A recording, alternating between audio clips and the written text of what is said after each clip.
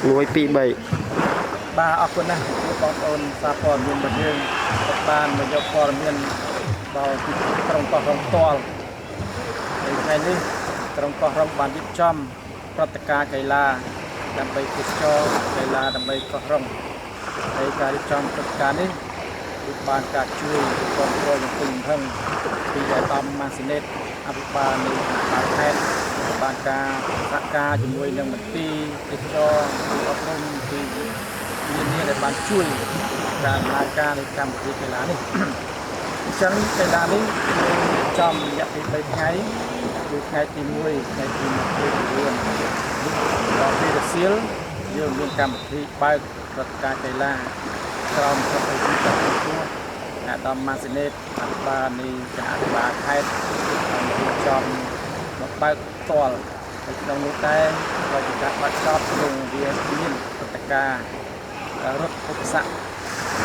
1000 ម៉ែត្របាទឆ្លងកាត់ឧបសគ្គបណ្ដោយតាមទីកោះរ៉ុងយើងនេះបាទហើយ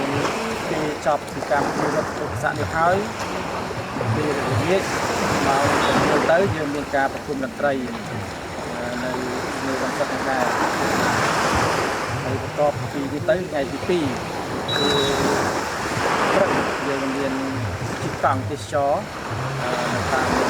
ទីតាំងខាងកោះហ្នឹងស្របពេលជាមួយនោះពេលព្រឹកដែរក៏យើងមានរៀបចំកីឡាប្រកួតកីឡាបាល់ទះដូចស្លេកសាច់ជំរុញដែរបាទហើយដល់ពេលចប់ពីកម្មវិធីកីឡាបាល់ទះនេះទៅពេលល្ងាចម៉ោង6ទៅយើងមានកីឡាបដាល់គុំខ្មែរតែគឺជីកទូអន្តរជាតិបាទថ្ងៃទី2ថ្ងៃទី3យើងក៏មានការរៀបចំជួបកាច់គាត់កីឡាបាល់ទះលេខស្លេកសាច់បាទដល់ពេលរសៀលនេះគឺយើងរៀបចំបណ្ណាំងអង្គាសនៅព្រែកកោងកាងគឺចុងថ្ងៃទី3នេះគឺម៉ោង6ទៅយើងនឹងរៀបចំកីឡាបដាល់គុំខ្មែរលក្ខណៈអន្តរជាតិដែរបាទអញ្ចឹងសូមជម្រាបជូនដល់បងប្អូនដែលការរៀបចំព្រឹត្តិការណ៍កីឡានេះឡើងបានការជួយគ្រប់គ្រងពីរបស់ខេត្ត